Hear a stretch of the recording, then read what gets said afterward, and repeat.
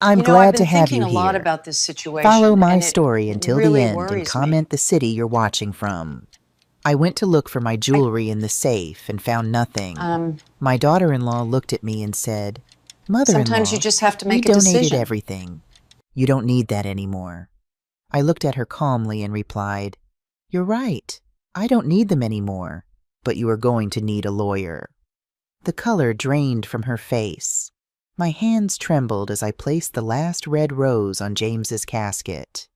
42 years together, and a massive heart attack took him from me one ordinary Tuesday morning over breakfast. We had been planning our trip to Florida. I never even got to say goodbye. The March air was cold against my tear-stained face. My black dress, the one James always said made me look elegant, felt heavy on my shoulders. Our 4 children stood beside me. Isabella from Denver, Marcus from Nashville, Sophia from Austin, and Raphael, my youngest, who lived here in Chicago. "Mom, we're here for you," Raphael whispered, squeezing my hand. But nothing could fill the emptiness that followed. The house that once vibrated with laughter and conversation became a museum of memories that suffocated me. James's coffee cup still sat at the kitchen table. His reading glasses rested on the nightstand. His cologne lingered on his pillows that I refused to wash. The first few months were a silent hell. I'd wake up reaching for him, only to find cold sheets beside me. I'd cook too much food out of habit, then stare at the leftovers, a reminder that no one was coming home to eat them. I'd start to tell him something before remembering all over again that he was gone. My children called and visited when they could. Isabella called twice a week, her voice filled with concern. "Mom, do you need me to come back? I can take some time off." But she had 3 children and a demanding job in Denver. I couldn't ask her to drop everything for me. Marcus and Sophia called too, but they had their own lives far away. It was Raphael, my youngest, who became my lifeline. He lived just 20 minutes away and would stop by every few days, sometimes with groceries, sometimes with my favorite pastries from Moretti's bakery. He'd stay for dinner, fix things around the house, and fill the silence with stories about his work at the investment firm. One Sunday, 6 months after the funeral, Raphael arrived with someone I didn't recognize. A young woman with long dark hair, striking features, and a confident smile stood beside him, holding a bouquet of sunflowers. "Mom, I'd like you to meet someone special," Raphael said, his eyes bright. "This is Gabriela Rodriguez." She stepped forward and handed me the flowers. "Mrs. Perez, it's an honor to meet you. Raphael has told me so much about you." Her voice was warm, her handshake firm. "I'm so sorry about your husband. Raphael says he was an amazing man. I invited them in, and while I made coffee, I watched how Raphael looked at her, the same way James used to look at me. They had met at Raphael's firm where she worked in the marketing department. As they talked, I noticed how she listened intently when I spoke about James, how she helped clear the dishes without being asked, and how she made Raphael laugh in a way I hadn't seen since his father died. For the first time in months, I felt a glimmer of hope. Maybe life wasn't completely over. Over the next few months, Gabriella became a regular presence in my home.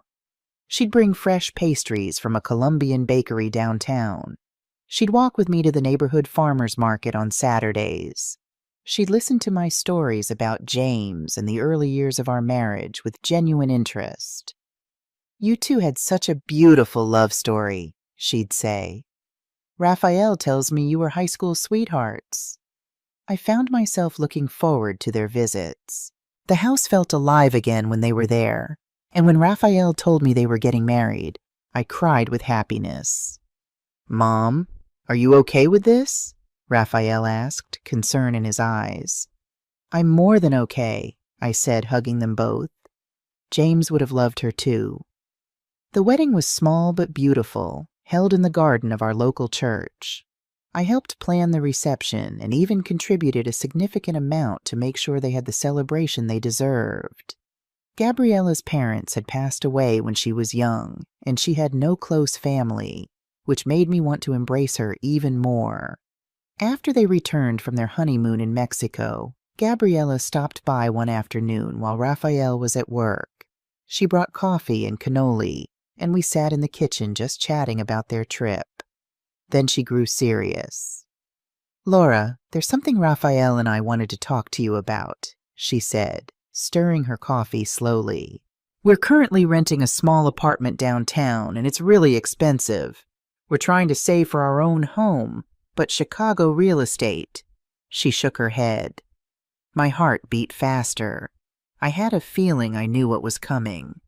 "We were thinking, and please feel free to say no, what would you think if we moved in with you? Just temporarily, until we save enough for a down payment." She reached across the table and touched my hand. "You're in this big house all alone, and we could keep you company, help with maintenance, be there if you need anything." Relief washed over me. The thought of not being alone anymore, of having family around, of waking up to voices and life instead of silence. It was exactly what I needed. "That would be wonderful," I said without hesitation. Gabriella's face lit up. "Really? Oh, Laura, thank you. Raphael was worried you'd think we were imposing. This house is too big for just me. It would be nice to have it filled with family again." When Raphael came by that evening, he seemed surprised that I'd agreed so readily. "Mom, are you sure? We don't want to invade your space." "I'm sure," I said. "This house needs life in it again." 2 weeks later, they moved in. Raphael and Gabriella took the guest bedroom on the second floor, the one with the attached bathroom and the view of the backyard. They brought minimal furniture, storing most of their things in the basement. The first few months were blissful. Gabriella cooked amazing Colombian dishes that filled the house with spicy, fragrant aromas.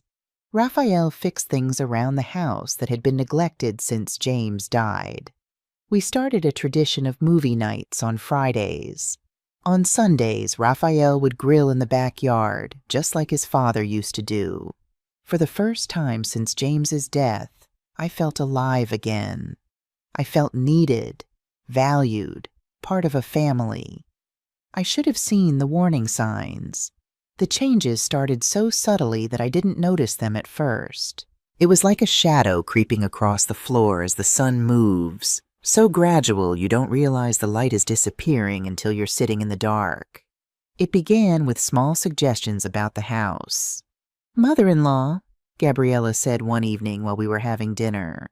She had started calling me that instead of Laura. "Don't you think this furniture is a bit dated? The living room could use a refresh." I looked around at the furniture James and I had chosen together 30 years ago. The blue sofa was worn at the edges, the armchairs had some faded spots, but everything was clean and comfortable. "It's old, but it still works fine," I said. "But wouldn't it be nice to have something more modern? Something that brightens up the space?" She showed me pictures on her phone of sleek, contemporary furniture. "Raphael and I would be happy to help choose new pieces." "I suppose it wouldn't hurt to update a bit," I conceded, not wanting to seem resistant to change. The next weekend, they took me to a furniture store. I watched in bewilderment as they selected a minimalist gray sectional and glass coffee table that looked nothing like anything James and I would have chosen. But I said nothing. After all, it was just furniture. Next came the kitchen. "These cabinets are ancient," Gabriella commented one morning, running her hand along the oak cabinets James had installed himself. "And the countertops are so outdated. Granite is what everyone wants now." "James put those cabinets in himself," I said, a hint of defense in my voice. "I understand, mother-in-law, but maybe it's time for an update. A fresh start?" Her voice was gentle, reasonable. "Raphael agrees. Don't you, honey?" Raphael, standing at the refrigerator, nodded. "It might be good, Mom. The kitchen could use modernizing." I felt a twinge of unease, but pushed it aside. "Well, I suppose we could look into it." Before I knew it, contractors were tearing out the heart of my home. The oak cabinets disappeared, replaced by stark white ones. The laminate countertops James and I had chosen together were ripped out for cold, speckled granite. When it was finished, the kitchen looked like it belonged in a magazine. Beautiful, but sterile. I couldn't find anything without opening multiple cabinets. The high-tech appliances baffled me with their digital displays and complex settings. "Isn't it gorgeous?" Gabriella beamed, standing in the center of the renovated space. "It's very modern," I said, trying to sound appreciative. I didn't mention that I had no idea where my favorite mixing bowl was now, or that I couldn't figure out how to use the new oven. As the weeks passed, more of my home changed. The warm yellow walls of the living room were painted grage, a color I had never heard of. Family photos were replaced with abstract art. The handmade quilt from James's mother disappeared from the sofa, replaced by geometric throw pillows. Then came the comments about my personal choices. "Mother-in-law, do you really need to wear so much perfume?" Gabriella asked one morning as I prepared to meet my friend Linda for coffee. "It's quite strong, and some people might be sensitive to it." It was the perfume James had given me every Christmas for decades. "Laura, that outfit is a bit matronly, don't you think?" she remarked another day. "I have some catalogs with clothes that would be more flattering for your age." Catalogs for elderly women, I realized as I flipped through them later. Shapeless garments in washed-out colors. I began to second-guess every choice. My clothes, my perfume, my opinions. When I suggested watching an old movie I loved, Gabriella would wrinkle her nose. "That's so outdated. Let's watch something more current." My friends noticed the changes in me. Linda, after our coffee date, pulled me aside. "Laura, are you okay? You seem different." I brushed it off. "Just adjusting to living with the kids. It's fine." But it wasn't fine. One evening, Gabriella approached me with a folder of papers. "Mother-in-law, Raphael and I have been thinking. You shouldn't have to worry about bills and finances at your age. It must be so stressful managing everything alone." "I've been handling the finances since James died," I said. "I'm doing fine. But wouldn't it be easier if we helped? We could set up automatic payments, manage the investments, make sure everything is running smoothly." Her voice was so reasonable, so concerned. "You wouldn't have to worry about a thing." Before I knew what was happening, I was signing papers giving Gabriella access to my accounts. "It's just so we can help you," she assured me. "You'll still have complete control." That was the beginning of the end of my financial independence. As I signed, I caught a glimpse of something in her eyes, a flash of triumph quickly masked by a smile. But I dismissed it. After all, this was Raphael's wife. They lived in my home. They were family. I didn't realize I had just handed over the keys to my own destruction. That night, as I lay in bed, I felt a strange unease. The house no longer felt like mine. The photographs of James were gone from the hallway, replaced by modern art. His books had been packed away to make room for decorative objects. Even his chair had been moved to the basement because it didn't match the new aesthetic. It was as if James was being erased piece by piece. I reached for my phone to call Isabella, my eldest, but stopped. What would I say? That I didn't like the new furniture? That I missed James's chair? It seemed so petty, so resistant to change. I didn't want to be that kind of mother-in-law, the one who complained about everything, who couldn't adapt, who made her children's lives difficult. So I said nothing, and another piece of my independence slipped away. Morning used to be my favorite time of day. I would wake at 6, pad quietly to the kitchen, brew a pot of coffee, and listen to the morning news while watching the sunrise from the kitchen window. It was my sacred ritual, a peaceful start before the world grew noisy. Now mornings had become a source of anxiety. "Mother-in-law," Gabriella said one day, appearing in the kitchen doorway in her silk pajamas, her face creased with irritation. "Could you please not make so much noise in the morning? The coffee grinder woke me up and I need my sleep." I glanced at the clock. 6:30 a.m. "I'm sorry, I've always been an early riser." "Well, could you maybe have breakfast later? Or at least not use the grinder or listen to the radio? The sound carries upstairs." From that day forward, I tiptoed around my own kitchen in the mornings. I switched to instant coffee, which James would have considered a sacrilege. I ate breakfast in silence. No radio, no news, barely breathing, feeling like an intruder in my own home. One morning, I found a note on the coffee maker. "Please don't use. Noise disturbs our sleep. There's instant coffee in the pantry. Thank you." I stood staring at the note, coffee mug in hand, feeling a heaviness settle over me. James and I had bought that coffee maker together on our anniversary trip to Seattle. He had loved the rich, dark roast it produced. Now I wasn't allowed to use it. The control extended to my finances in ways I hadn't anticipated. One day, my granddaughter Sarah's 12th birthday was approaching, and I wanted to buy her something special, a silver charm bracelet I'd seen at the jewelry store in the mall. I went to get cash from my wallet. Empty. I looked for my debit card. It wasn't there. I found Gabriella in the living room, scrolling through her phone. "Gabriella, have you seen my debit card?" She looked up, slightly annoyed at the interruption. "I have it, mother-in-law. Remember, I'm managing the expenses now. What do you need it for?" "I want to buy a birthday gift for Sarah," she sighed.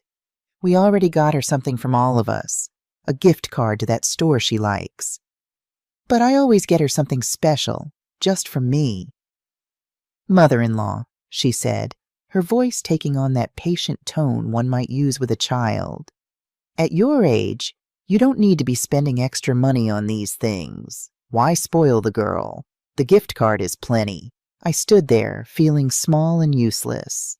I had never missed one of my grandchildren's birthdays.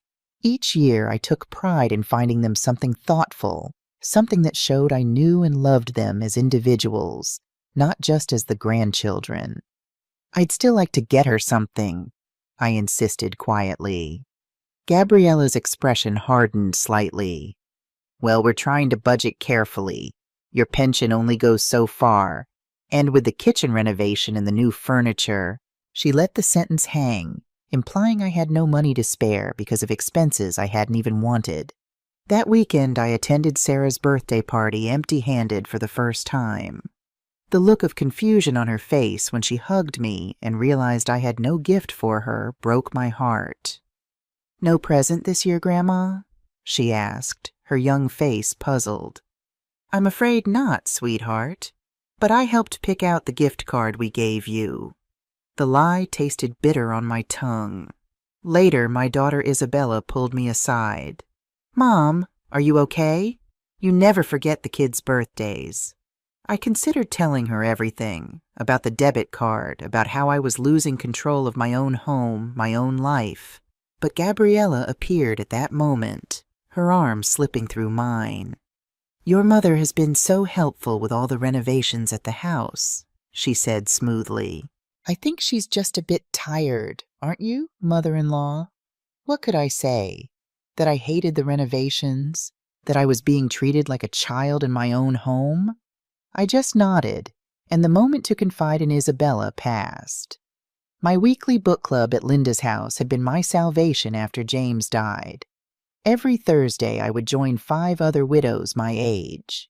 We'd discuss the book of the week, but more importantly, we'd talk about our lives, our struggles, our joys.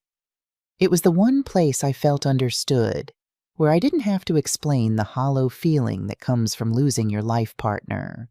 But Gabriella began to sabotage even this small freedom. "Are you going out again?" she'd ask on Thursdays, her tone slightly disapproving. "It looks like rain. You'll catch a cold." "I'll take an umbrella. I have to go shopping today. I can't give you a ride. I can drive myself. I had been driving for over 50 years. Your car needs an oil change. Raphael was going to look at it this weekend." Excuse after excuse, week after week. Sometimes I pushed back and went anyway, but often I gave in, too tired to fight. Then came the day I received a call from Linda. "Laura, are you okay? Gabriella called me. She said you haven't been feeling well, that you've been forgetting things." My blood ran cold. "What? I feel fine, Linda. I haven't forgotten anything. She said the doctor recommended you not go out alone anymore, that sometimes you get confused." I gripped the phone tighter. "That's not true. I haven't seen a doctor in months, and there's nothing wrong with my memory." When I confronted Gabriella, she looked at me with wide, innocent eyes. "Oh, mother-in-law, it was just a misunderstanding. I only told them we need to take better care of you." But the damage was done. The next time I went to book club, I noticed the change in how my friends treated me, the careful way they spoke, as if I might break, the concerned glances when I struggled to remember an author's name, something that happens to everyone. The safe space no longer felt safe. I stopped going. My world was shrinking, day by day. The house that had once been my domain was now Gabriella's territory.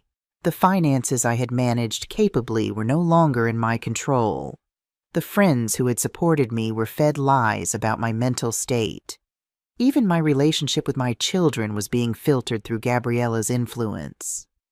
And Raphael, my sweet youngest son, was changing too. He came home late from work most days, ate dinner quickly, and retreated to their bedroom. When I tried to talk to him alone, Gabriella always seemed to appear. "What are you two talking about?" she'd ask brightly. "Any secrets?" Raphael would bow his head slightly, as if avoiding eye contact. The confident, affectionate son I knew was being replaced by a shadow, a man who walked on eggshells in his own mother's home. One evening, I found him alone in the backyard, sitting on the old bench where James used to smoke his occasional cigar. I sat beside him, gathering my courage. "Raphael, honey, I need to talk to you." He didn't look at me. "What is it, Mom?" "It's Gabriella. The way things are in the house. I feel like this isn't my home anymore." He tensed visibly. "Mom, please don't start. Gabriella is trying her best to help you." "Help me?" "Raphael, she's taken my debit card. She's telling my friends I'm losing my memory. She's—" "Enough!" The word came out sharp, angry. He stood up. "Mom, you're exaggerating everything. Gabriella is at her wit's end with you." I sat stunned, looking up at my son, James's son, as he towered over me, his face twisted with frustration. "Do you have any idea how much she sacrifices to live here with you? She gave up our apartment downtown, her freedom. She manages this whole house, your finances, everything, and all you do is complain."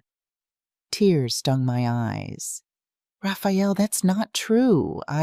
No, Mom, you're the problem. You cling to the past. You don't accept change. You make Gabriella feel like an intruder in her own home." "Her home?" I whispered. "This is my house, Raphael. The house your father and I bought, that he left to me." Something flickered in his eyes. Doubt, guilt, a moment of clarity. But it was gone so quickly I thought I imagined it. He turned and walked back to the house, leaving me alone in the gathering darkness. I sat there long after he'd gone, the cool night air settling around me like a shroud. In that moment, I understood a terrible truth. I had no allies. Gabriella had won. She had turned my own son against me. She had isolated me from my friends. She had taken control of my money, my decisions, my life. And I had let her, out of fear, out of loneliness, out of not wanting to admit that the woman my son loved was actually destroying me. But I still didn't know how far she was willing to go. The worst was just beginning. September 23rd, my birthday. For 68 years, that date had been a day of celebration, of feeling special and loved. James would always wake me with a cup of coffee and fresh flowers. The children would call or visit. Cards would arrive in the mail. It was a day when I felt the bonds of family wrapped around me like a warm blanket. This year would be my first birthday without James. I woke up with a hollow feeling in my chest, reaching instinctively for his side of the bed before remembering, as I did every morning, that he was gone. I lay there for a moment, listening to the quiet house. Raphael had already left for work. He had an early meeting. Gabriella was still asleep. I slipped out of bed, trying to hold on to the hope that today might still be special, that my family would remember. I made my instant coffee in silence, not daring to use the grinder. I sat at the kitchen table, watching the clock. 8 o'clock passed, 9 o'clock, 10 o'clock. My phone remained silent. No calls from Isabella, Marcus, or Sophia. No text messages. Nothing. At 11, Gabriella emerged from her room, already scrolling through her phone. "Morning, mother-in-law," she said without looking up. "Good morning," I replied, waiting for some acknowledgement of the day. She poured herself some orange juice and sat down with a yogurt, still focused on her phone. I watched her, waiting for the happy birthday that never came. Nothing. Not a word, not a card, not even a perfunctory acknowledgement. I sipped my cold coffee, the bitter taste matching my disappointment. Had everyone forgotten? Or had Gabriella somehow intercepted cards, messages, calls? I couldn't be sure, but the doubt gnawed at me. Around 3 in the afternoon, I overheard Gabriella on the phone in the kitchen. Yes, come over around 7. Bring some snacks. It's going to be fun." My heart lifted. A surprise party? Had I been wrong to doubt her? Were my children coming over to celebrate after all? I retreated to my bedroom and put on the blue dress James had given me for our last anniversary together. I applied a little makeup, a touch of the perfume Gabriella had criticized. If they were surprising me, I wanted to look my best. At 6, Gabriella found me in the living room. "Mother-in-law, some friends of mine are coming over in a little while," she said, straightening the cushions on the sofa. "We're going to be a bit loud, so you might want to stay in your room." I froze. "Your friends?" "Yes, just a small get-together." "Today? You're having friends over today?" She glanced at me, puzzled by my tone. "Yes. Is there a problem?" I stared at her, unable to believe what I was hearing. "Today is my birthday, Gabriella." She blinked, a moment of genuine surprise crossing her face. "Oh, I had no idea. Happy birthday, mother-in-law." Then she continued arranging the living room. "So as I was saying, my friends will be here around 7. We'll try to keep it down, but..." I sat there, stunned. Not only had she forgotten my birthday, but she was having a party, in my home, and asking me to hide in my room. "I thought," I started, then stopped, embarrassed by my own expectations. "Never mind." "Thought what?" she asked, barely paying attention. "Nothing, forget it." She glanced at her watch. "Actually, could you help me put together some snacks? I still need to get ready." And so, on my 68th birthday, in my own home, I found myself in the kitchen preparing food for my daughter-in-law's friends while wearing the dress James had given me. The irony was bitter and sharp.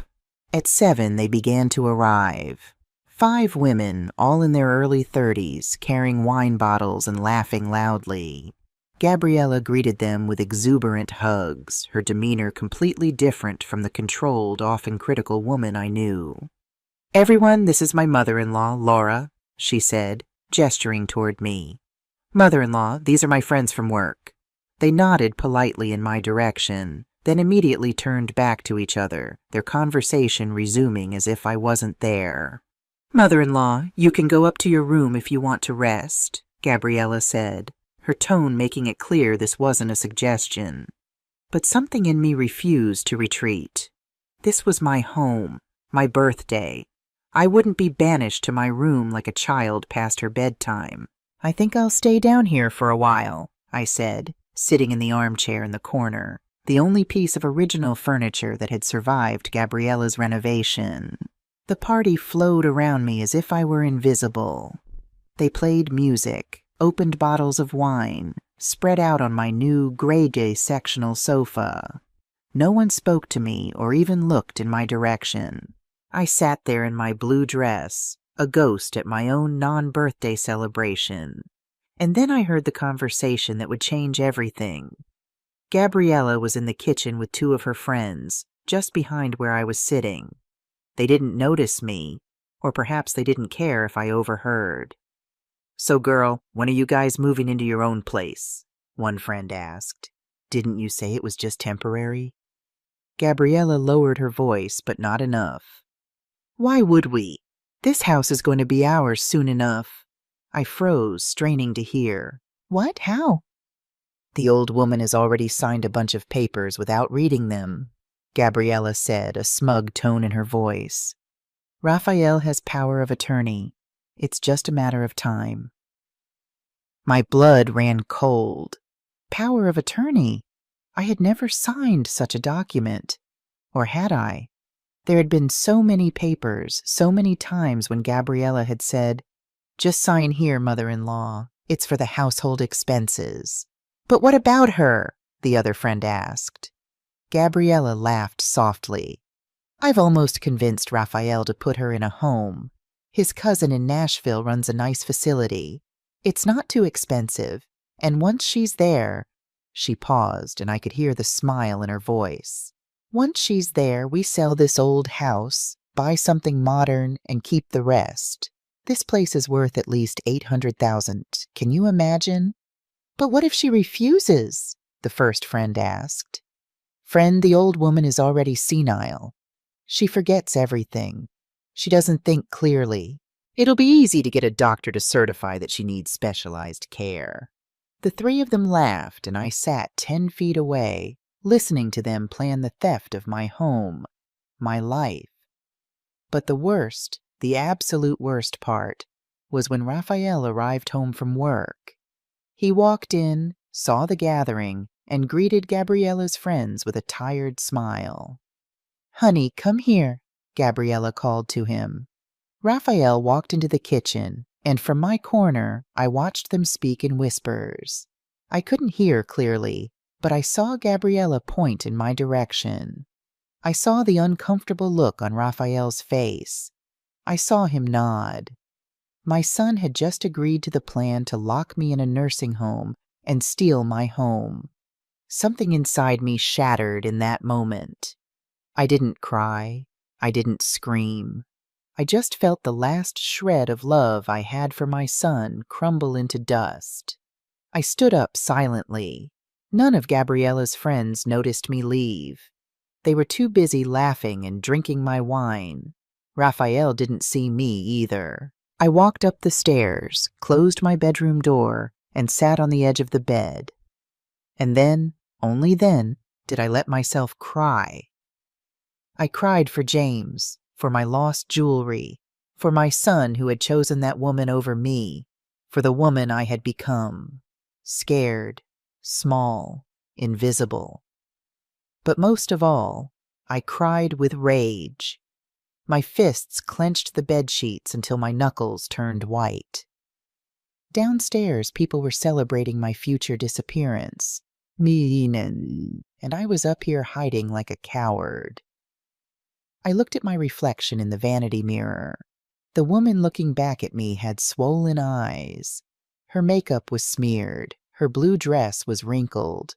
She looked defeated. But then I saw something else. I saw the eyes of the woman who had raised 4 children while her husband worked long hours building his law practice. I saw the hands of the woman who had built a home from nothing. I saw the strength of the woman who had survived the death of her husband. And I made a decision. No more. No more hiding. No more letting myself be walked all over.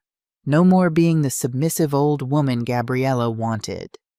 I wiped my tears. I stood up. I took out my phone and dialed a number I hadn't called since James's funeral. Matthew Thompson. The voice was deep, familiar. James's best friend and law partner for 30 years, Raphael's godfather. Matthew, it's Laura Perez. Laura? Is everything okay? It's almost 9 o'clock. No, everything is not okay. I need your help. What's happening? Are you ill? I'm being robbed, Matthew. My own family is robbing me. There was a pause. Don't say anything more on the phone. Can you come to my office tomorrow at 10 o'clock? Yes. Laura, James made me promise that if you ever needed help, I'd be there. I'll see you tomorrow. I hung up and felt something I hadn't felt in months. Hope. The next morning, I told Gabriella I had a doctor's appointment. She barely looked up from her phone. Do you need me to come with you? She asked, her tone making it clear she hoped I'd say no. No, I'll take a cab. Well, don't be back too late. I have plans for dinner. I nodded, swallowing the angry words that threatened to escape. Let her think I was still the same docile, beaten-down old woman. Let her think she had won. Matthew's law office was in the same downtown building it had always been in. I took the elevator to the 14th floor, my heart pounding with a mixture of anxiety and resolve. The receptionist, a young woman who hadn't been there when James was alive, looked up as I entered. May I help you? I'm Laura Perez. I have an appointment with Matthew Thompson. Her eyes widened slightly. Mrs. Perez? James's wife? I nodded, touched that she knew who I was. Of course, Mr. Thompson is waiting for you. She led me to his office, a corner space with large windows overlooking the Chicago skyline. Matthew stood as I entered, his tall frame still imposing despite his 70 years. His hair was silver now, his face more lined, but his blue eyes were sharp as ever. He came around the desk and embraced me. Laura, it's been too long. He held me at arm's length, studying my face. You don't look well. The simple acknowledgement of my distress nearly broke me. For months, no one had really seen me, really noticed what was happening to me. I blinked back tears. Sit down, he said gently, guiding me to a comfortable chair. Tell me everything. And I did. I told him about the missing jewelry, about the control over my money, about how Gabriella managed my bank account, about the daily humiliation, about how Raphael had become a stranger. I told him about the conversation I'd overheard on my birthday, about the plans to put me in a home and sell my house. Matthew listened in silence, taking notes, his brow furrowing deeper and deeper. When I finished, he took off his reading glasses and set them on the desk. Laura, what you're describing is elder financial abuse. According to Illinois state law, it's fraud and potentially domestic economic violence. Can I do something about it? We can do a lot, but I need you to authorize an investigation. He leaned forward. Do you trust me? With my life. Give me a week. That week was the longest of my life. The days crawled by, the ticking of the living room clock hammered at my temples. Every time Gabriella entered a room, I held my breath, afraid she would somehow know what I was doing. At home, I acted as if nothing was wrong. I smiled when Gabriella gave me orders. I nodded when she told me what to eat, what to watch, what to do. I became the submissive old woman she wanted me to be, but inside, I was a storm of rage and determination. 7 days later, Matthew called. Come in tomorrow. I have information. The next day, when I arrived at his office, there was a thick folder on his desk.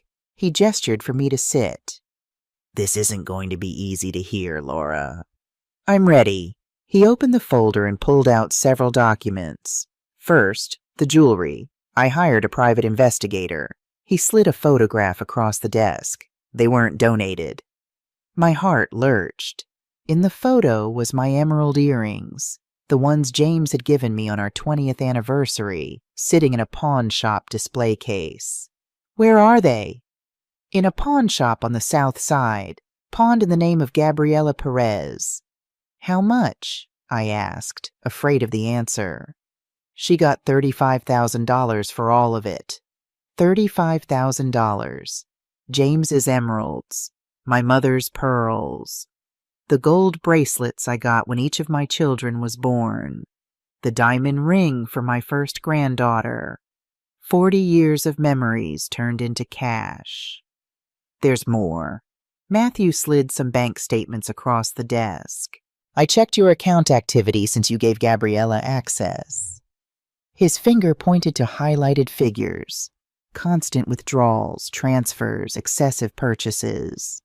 How much? I asked, though I was terrified of the answer.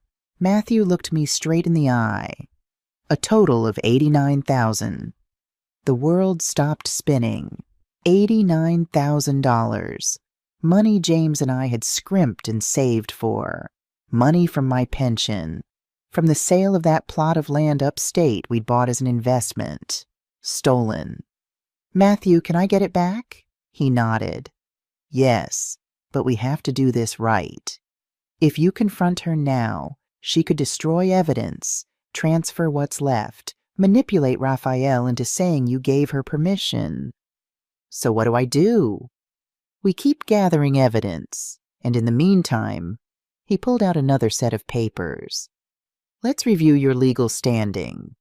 For the next hour, Matthew explained something I didn't know. James had left the house solely in my name in his will. There was no co-ownership, no heirs until after my death. The house was 100% mine. Gabriella has no legal claim to this property whatsoever, Laura. You can ask them to leave at any time. We also reviewed the bank accounts. This was a mistake, he said, pointing to the authorization I'd signed giving Gabriella access. You never should have given her access, but we can still fix it. We're going to open a new account in your name only, and we're going to transfer what's left before she realizes it. What if she gets angry? Let her get angry. It's your money. I left that office with a plan Gabriella would never see coming. The fresh city air filled my lungs as I walked to the cab stand. For the first time in years, I walked with my head held high, a sense of purpose in my step. The cabbie had to call me twice before I noticed him. Where to, ma'am? Chicago Metro Bank, please, the main branch. It was time to reclaim what was mine. I opened the new bank account that same day. The banker, a kind woman named Elaine who knew James, looked concerned as I explained that I needed an account only I could access. Mrs. Perez, is everything okay? She asked as she processed the paperwork. It will be, I said, my voice steadier than it had been in months. I transferred the $21,000 that was still left in my original account before Gabriella could touch it. It was a fraction of what had been there, but it was mine again. I got copies of all the statements from the past year, documenting every unauthorized withdrawal. When I returned home that afternoon, Gabriella was in the kitchen, chopping vegetables. How was your doctor's appointment? She asked without looking up. Fine, I said. Hanging my coat in the closet, my purse tucked safely under my arm with the new bank cards hidden inside. Just a routine checkup. Did they say anything about your memory? Raphael and I are concerned. My hand froze on the closet door. The audacity of her statement after what I'd discovered nearly made me lose my composure, but I forced a smile. Everything's perfectly normal for my age. That night, as Gabriella and Raphael slept, I went to the safe in my closet, the same safe where my jewelry had been stored. I entered the combination, 3 turns to the right, 2 to the left, 1 more to the right, the same code I'd used for 30 years. The door swung open, still empty. I ran my fingers over the velvet lining where my treasures had once rested. Anger rose in me like a tide, but I channeled it into resolve. I had a new purpose, documenting everything. My cell phone became my secret weapon. I'd casually leave it on the table during conversations, recording app running. Over the next 2 weeks, I captured damning evidence. Gabriella telling a friend on the phone, "I've almost convinced Raphael to get the old woman to sign over power of attorney. After that, we can do whatever we want." Gabriella yelling at the contractor, "This house needs a complete overhaul. I'm not going to live in a museum to her dead husband." Raphael asking, "What if Mom finds out about the jewelry?" And Gabriella's chilling answer, "She won't find out. She can barely think straight anymore." Each recording was a knife in my heart, but it was also ammunition. Matthew had taught me to be patient, to wait for the perfect moment. "We can't move yet," he said during our phone calls, which I made while out on walks around the neighborhood. "We need more. We need her to get so confident that she makes a final, irreversible mistake." And then one night, I heard something that changed everything. I was in my bedroom, door closed, but not quite latched. Gabriella and Raphael were in the hallway, their voices carrying clearly. "The appointment is set for Tuesday," Gabriella said. "Dr. Mercer is a friend of my cousin's. He'll sign whatever we need." "I don't know about this, Gabby." Raphael's voice was uncertain. "Putting Mom in a home seems extreme. Raphael, we've talked about this. Your mother is not capable of living independently anymore. She's forgetting things, wandering around at night. It's for her own safety." All lies. But the house? Selling it so quickly after? After what? After we get her the care she needs? Don't you want what's best for her? Besides, we've already discussed this with the real estate agent. The market is hot right now. We could make a fortune. There was a long pause, and I held my breath, praying my son would stand up to her. "I guess you're right," he finally said, his voice defeated. "If the doctor thinks it's necessary, he will. Trust me."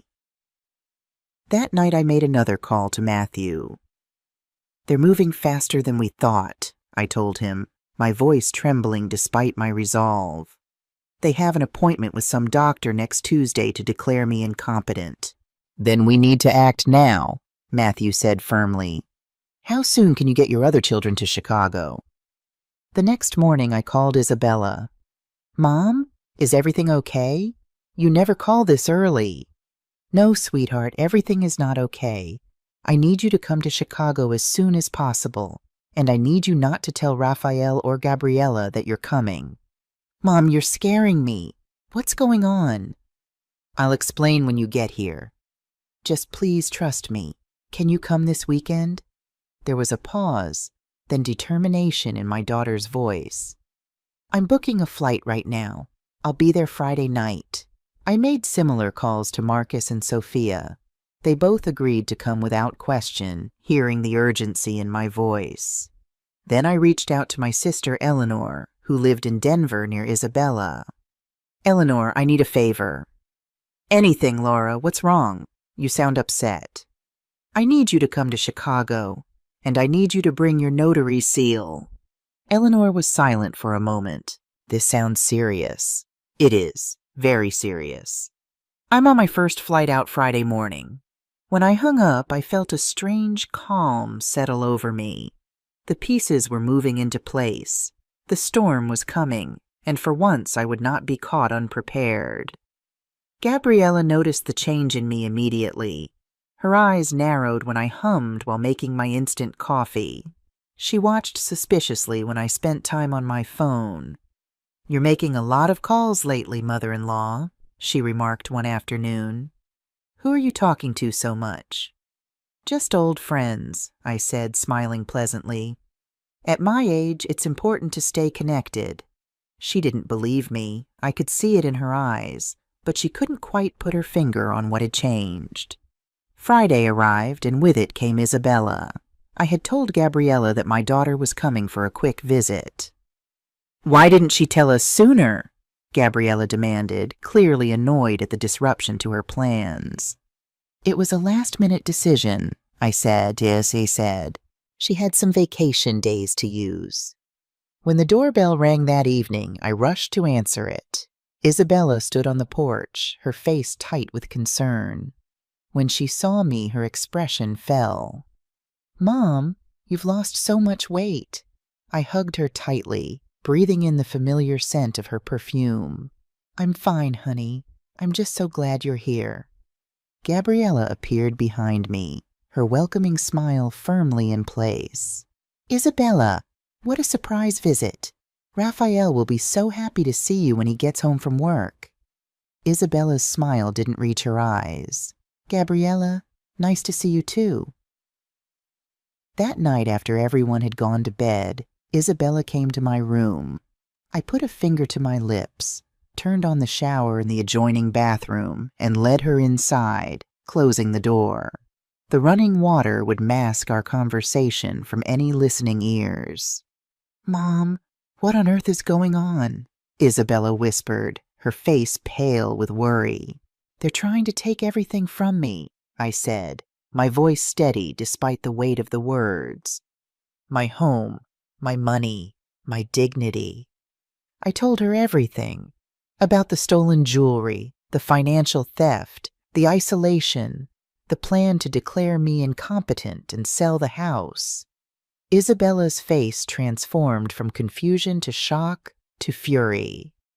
"That witch!" she hissed, tears in her eyes. "Mom, why didn't you tell me sooner?" "Because I was scared," I admitted.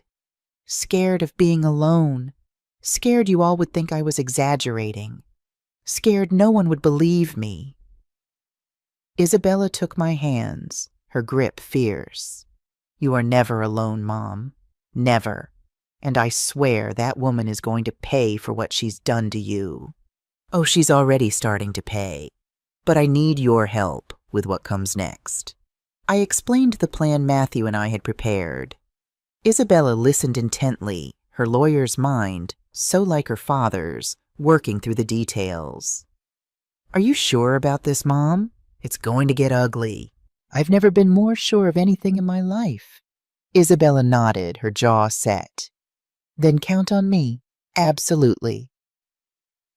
Marcus arrived Saturday morning, his flight delayed by Chicago weather.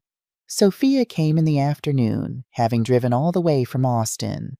Eleanor arrived shortly after, her notary seal and legal pad in her bag. The house filled with voices, with my children, with life again, but also with tension. Gabriella watched us like a hawk, her eyes following our movements, her ears straining to catch our conversations. She inserted herself into every interaction, always with that same fixed smile that never reached her eyes. I could see her growing increasingly anxious. This sudden family gathering wasn't part of her plan. She hadn't had time to poison my other children against me as she had with Raphael. "Why is everyone visiting at once?" she asked Raphael loudly enough for me to hear from the kitchen. "Did something happen?" "I don't know," Raphael replied, his voice uncertain. "Mom just said she missed having everyone together." The smell of pot roast, James's favorite meal that I was cooking for dinner, filled the kitchen. Gabriella would walk in every few minutes, pretending to look for something, her eyes darting around like a caged animal. That afternoon, while we were preparing the meal, I gathered my 3 children and Eleanor in the backyard, away from the house, away from Gabriella's prying ears. "I need you to listen carefully," I said, looking at each of them in turn. I told them everything again, filling in details I hadn't been able to share over the phone. I showed them the bank statements Matthew had given me. I played some of the recordings I'd made of Gabriella's conversations. I watched Charles, my eldest, clench his fists so tightly his knuckles turned white. "That woman," he growled. "And Raphael knows about this?" "Raphael is part of the problem," I said sadly. "He's so manipulated by her that he can't see straight anymore. He's agreed to have me declared incompetent and put in a nursing home." Sophia, my youngest daughter, had tears streaming down her face. "Mom, we're so sorry. We didn't realize. We live so far away." "It's not your fault," I assured her. Gabriella is very clever. She knows how to hide things." "What do you need us to do?" Isabella asked, always practical, always ready to take action. "I need you to be here, to be witnesses, so that when the time comes, you back up everything I'm going to say." "You can count on us," Marcus said firmly. "All of us."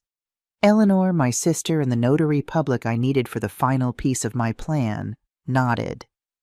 "Laura, I've reviewed the documents Matthew prepared. They're ironclad. We just need to execute them at the right moment." "And that moment is tomorrow," I said, looking at each of their determined faces. "Sunday dinner, when we're all together, including Raphael." We returned to the house to find Gabriella in the kitchen, pretending to be checking the roast, but clearly trying to eavesdrop on our conversation. "Everything okay out there?" she asked, her voice falsely bright. "You all looked so serious." "Just catching up on family news," Eleanor said smoothly. "It's been too long since we've all been together." Dinner that night was a masterclass in tension. Raphael seemed increasingly uncomfortable, caught between his wife's obvious displeasure at the family gathering and his siblings' cold politeness toward Gabriella. He picked at his food, barely speaking. Gabriella tried to maintain her facade of the perfect daughter-in-law, but I could see the strain in her smile, the tightness around her eyes. She knew something was wrong, but couldn't figure out what. After dinner, Eleanor and I retreated to my bedroom under the pretense of looking at old family photos. Instead, we reviewed the documents Matthew had prepared one final time. "This is solid, Laura," Eleanor said, her reading glasses perched on her nose as she examined each page. "Very solid.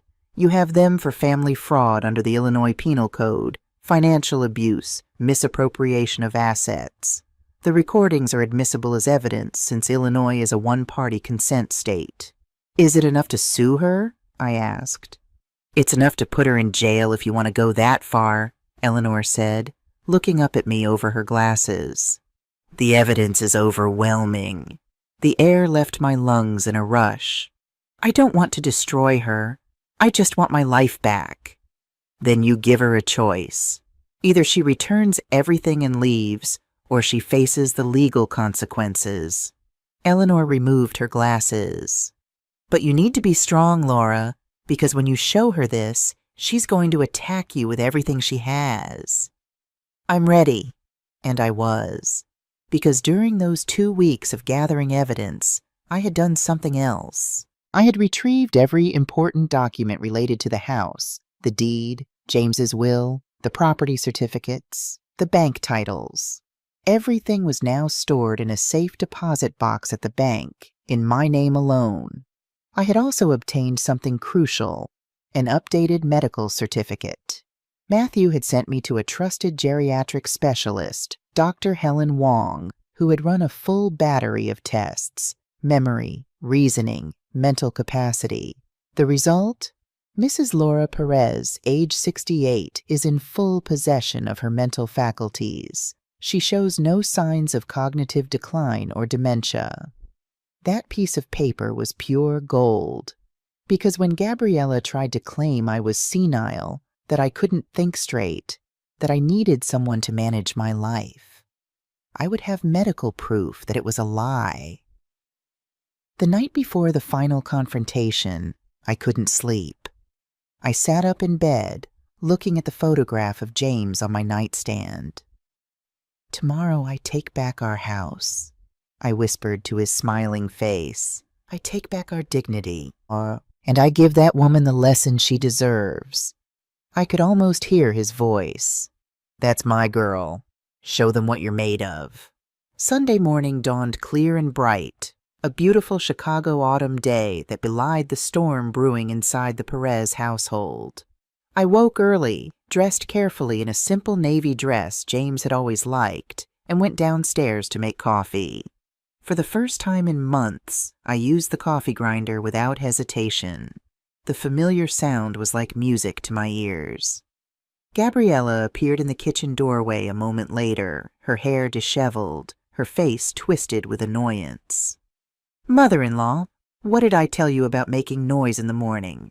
I looked at her calmly. "I'm making coffee for my family. My house, my rules." She blinked, clearly taken aback by my unexpected defiance. Before she could respond, the doorbell rang. "Who could that be so early?" she asked, her eyes narrowing suspiciously. "I'll get it," I said, moving past her toward the front door. Matthew Thompson stood on my porch, impeccably dressed in a charcoal suit, a leather briefcase in his hand. "Right on time," I said, stepping back to let him in. Gabriella appeared in the hallway, her face pale. "Who are you?" Matthew regarded her coolly. "Matthew Thompson, attorney at law. I'm here to speak with Mrs. Laura Perez." "An attorney? What does she need an attorney for?" Gabriella's voice rose slightly, a note of panic creeping in. "That's a matter I'll be discussing with my client," Matthew replied, his professional demeanor unflappable. "Where is she?" I'm right here," I said, stepping forward. And for the first time in 2 years, Gabriella truly saw me, not as the submissive old lady, not as the foolish mother-in-law, but as what I had always been, the owner of this house and the woman who was about to take it all back. Matthew and I settled in the living room. Gabriella hovered in the kitchen doorway, pretending to make herself coffee, but watching us intently. Isabella, Marcus, and Sophia came downstairs, greeting Matthew with warm hugs. They'd known him all their lives as their father's best friend.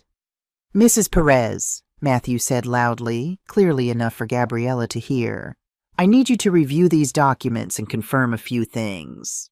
He pulled out a folder, but it wasn't the folder with the evidence. Not yet. It was a trap. "I have the updated appraisal of your property here," he continued, his voice carrying. "The house is now valued at $850,000, considerably more than when you and James purchased it." I saw Gabriella freeze in the kitchen. She was listening to every word. "I also need to confirm if you've signed any power of attorney documents recently." "No," I said firmly. "I have never signed a power of attorney for anyone." Gabriella appeared in the doorway, her face a mask of forced calm. "Mother-in-law, what's going on here?" "Legal matters," I replied. "Nothing that concerns you." She tried to approach, but Matthew intervened. "Mrs. Perez, this is a private conversation between my client and myself. Could you please give us a moment?" She stood there, frozen, then nodded stiffly and retreated upstairs. But I knew she was listening from the landing. Perfect. Matthew lowered his voice. "We need Raphael to be present for the final confrontation. When does he get home from his morning run?" "He should be back any minute," I said, glancing at the clock. It was just after 9. "And your other children are ready?" "All of them. Isabella, Marcus, Sophia, and my sister Eleanor. They're waiting for my signal." "Then it's time. Are you nervous?" I took a deep breath. "Terrified, but also ready." Matthew smiled, a fierce, approving look in his eyes. "James would be proud of you, Laura. So proud." Just then we heard the front door open and close. Raphael was home. "Mom," he called. "There's a car in the driveway I don't recognize." "We're in the living room, son," I called back. Raphael appeared in the doorway, still in his running clothes, a sheen of sweat on his forehead. He stopped short when he saw Matthew. "Mr. Thompson, what are you doing here?" "Hello, Raphael," Matthew said, standing to shake my son's hand. "It's been too long. Why don't you sit down? We have some important matters to discuss." Raphael looked confused, but took a seat on the sofa. "What's going on? Is everything okay?" "Why don't you go change, son?" I suggested. "And ask Gabriella to come down. This involves both of you." Raphael hesitated, then nodded and went upstairs. I could hear their muffled voices above us, Gabriella's tone urgent and questioning. Isabella appeared in the doorway. "Is it time, Mom?" I nodded. "Tell everyone to come in."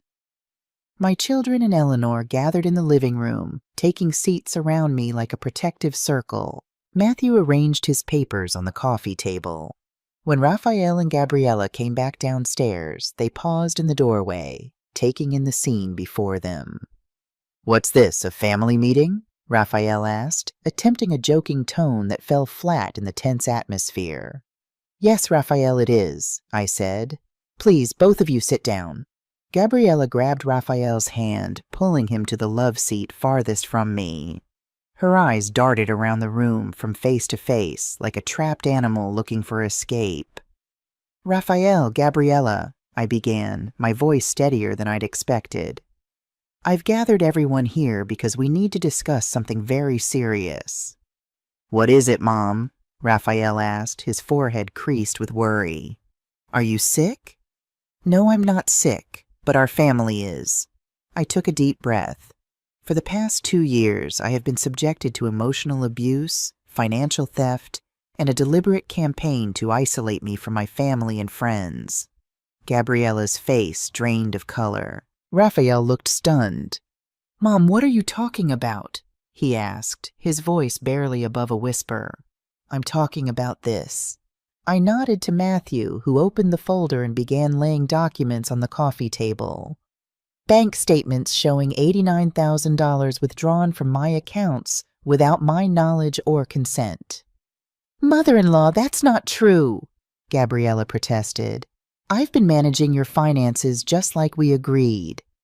"And this," Matthew continued, placing more papers on the table. "Pawn tickets for jewelry valued at $35,000, pawned under the name of Gabriella Perez." "What?" Raphael turned to his wife, his face pale. "The jewelry? You said it was donated." "And these," I said, pulling out my phone. "Recordings of conversations in this house." I pressed play, and Gabriella's voice filled the room. "I've almost convinced Raphael to get the old woman to sign over power of attorney. After that, we can do whatever we want." Raphael flinched as if he'd been struck. "What is that? What is this?" "That's your wife on my birthday, talking to her friends in our kitchen while I sat in the corner, invisible." I pressed play again. "The old woman has already signed a bunch of papers without reading them. Raphael has power of attorney. It's just a matter of time." "That's not true," Gabriella shouted, jumping to her feet. "I never said that. She's making this up." "No." Isabella stood, her voice cold with fury. "We all heard it. It's her voice, her words." I pressed play one more time. "I've almost convinced Raphael to put her in a home. He has a cousin in Nashville who runs a nice facility. It's not too expensive. And once she's there, we sell this old house. We buy something modern and keep the rest. $800,000 this place is worth. Can you imagine?" Raphael staggered to his feet, his face ashen. "No," he whispered. "It can't be. And is this a lie too?" Eleanor placed the photos of the jewelry from the pawn shop on the table. "The jewelry you donated?" Gabriella looked at the photos, and what little color remained drained from her face. I was going to get them back." "With what money?" Marcus demanded, throwing the bank statements onto the table. "With the $89,000 you stole from our mother?" The numbers were right there, highlighted in yellow, impossible to deny. Transfers, withdrawals, excessive purchases, all in the name of Gabriella Perez. Raphael took the papers with trembling hands. "Gabriella, what is this?" His voice was hollow, disbelieving. We needed the money for the house, for what, Raphael?" I asked softly. "You live in my house. You don't pay rent. What did you need so much money for?" "For our future," Gabriella burst out, tears streaming down her face now, though I couldn't tell if they were from fear or rage. "Your mother has more than enough. She doesn't need all that money just sitting there." "It's not your money," Sophia said, her voice thick with disgust. "It never was?" Gabriella turned to me, her tears drying up remarkably quickly as she switched tactics. Mother-in-law, please. I was only trying to help, to manage the money properly. You know how forgetful you've been, how confused. Remember last month when you couldn't find your glasses and accused me of hiding them? Help? I stood up and my voice echoed in the room. Does help mean stealing my jewelry, planning to put me in a home, telling your friends I'm senile, making me afraid to use my own coffee maker in the morning? I never said those things, Gabriella insisted, turning to Raphael. Honey, you know me. She's confused. Stop. Raphael's voice was barely audible. Just stop. He looked up and I saw tears streaming down his face. I heard you, he said to Gabriella. The night of my mother's birthday, you were in the kitchen with your friends. You said she wasn't thinking straight anymore, that we should put her in a home. His voice broke. Raphael, no, Gabriella pleaded, reaching for him. And I did nothing. Raphael's shoulders slumped under the weight of his guilt. I heard her say those things, and I didn't defend you, Mom. I let her humiliate you. I let her steal from you. I failed you. I failed Dad. He turned to me, his eyes desperate. Mom, forgive me. I was a coward. I knew something wasn't right, but I didn't want to see it. I didn't want to admit that the woman I married could do this to you. Gabriella tried to grab his arm. Raphael, honey, listen to me. Don't touch me. He recoiled from her, disgust written across his face. You lied to me. You manipulated me. You made me betray my own mother. I did it for us, Gabriella cried, her mask finally slipping to reveal the rage beneath. For our future. Your mother had everything, this big house, the money, the jewelry, while we were crammed in that tiny apartment. It wasn't yours to take, Raphael shouted, his voice breaking. None of it was yours. He turned back to me. Mom, tell me what to do. Anything. I'll fix this. I took a deep breath. This was the moment. Raphael, there's only one way to fix this. I looked Gabriella straight in the eye. Either you return every single dollar you stole, sign a document renouncing any and all claim to my estate, and move out of my house immediately. Gabriella's mouth fell open, incredulous. Or you face criminal charges for aggravated family fraud under the Illinois State Penal Code. Eleanor produced a document. 3 to 12 years in prison. That's what you're facing, Gabriella. We've already consulted with several criminal lawyers. The case is airtight. Gabriella swayed on her feet. No, you can't do this to me. You did this to yourself, Isabella said coldly. No one forced you to steal. I didn't steal. I was managing the family's money. There is no family money. My voice cut through the air like a knife. You are not my family. You are a thief who took advantage of my loneliness. And it's over. Raphael, Gabriella turned to my son, pleading. Tell them it's not true. Tell them it was all a misunderstanding. But Raphael looked at her as if seeing her for the first time. Get out of this house. What? I said get out. I never want to see you again. Gabriella started crying for real now. No, you can't do this. I love you, Raphael. I did it all because I love you. You don't love anyone but yourself, Raphael said, his voice thick with disgust. Matthew placed the documents in front of her. Sign, or we call the police right now. Gabriella looked at the papers, then at Raphael, then at me, and then, defeated, she picked up the pen. One by one, she signed each document. A commitment to repay $89,000 within 60 days, a renunciation of all rights to the property of Laura Perez, an agreement to vacate the premises immediately. When she finished, she dropped the pen. Happy? She spat at me. Are you happy now? No, I said truthfully. But I am at peace. Gabriella stood up, her face twisted with hate. She gave Raphael one last pleading look, but he turned away. Without another word, she walked upstairs. We heard her packing, drawers opening and closing, clothes being thrown into suitcases. An hour later, she came down with 2 large suitcases. Raphael didn't look at her.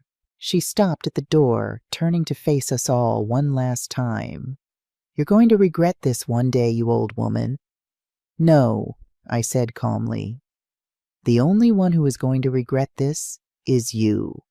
When you're alone and realize you lost everything because of your greed." Gabriella walked out, and I closed the door behind her for good. The silence in the house was deafening. Raphael stood in the middle of the living room, looking lost. Then, without a word, he sank to his knees in front of me.